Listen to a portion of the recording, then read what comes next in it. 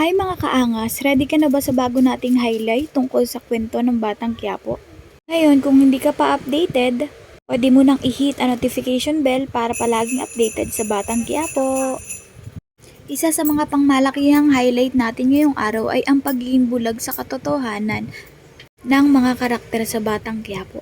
Pero aminin natin sa hindi, kahit sa tunay na buhay ay nangyayari din ito sa atin. Tulad na lamang ng gagawin ni Rigor.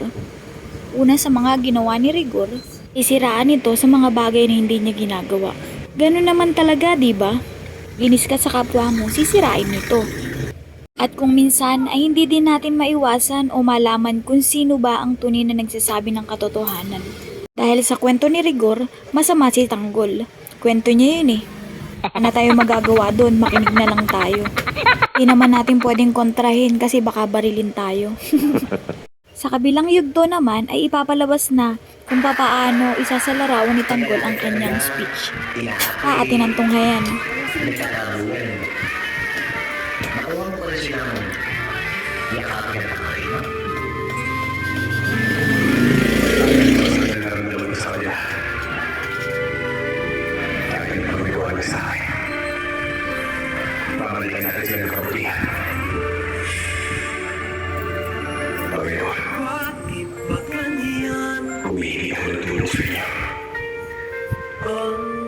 Bigyan niyo po sana ako ng lakas niyo at linaw na pag-iisip na lahat ng mga sasabihin ko ay magagaling sa aking puso at isipan.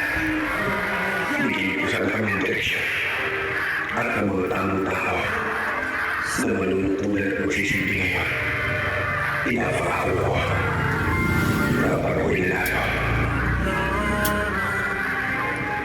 Pagsisilbihan ko ng maayos ang lahat ng mga tao at aayusin ko ang buhay nila. Tatanggalin ko ang lahat ng katiwalaan at lilipulin ko ang lahat ng mga tao na gumagawa ng hindi maganda para sa buhay nila.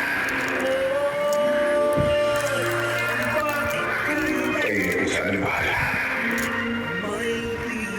Alam ko kung hindi ko ipababayaan. Sa inyo po uuunin kasi. Sa iyong palagay, sino ang papakinggan mo?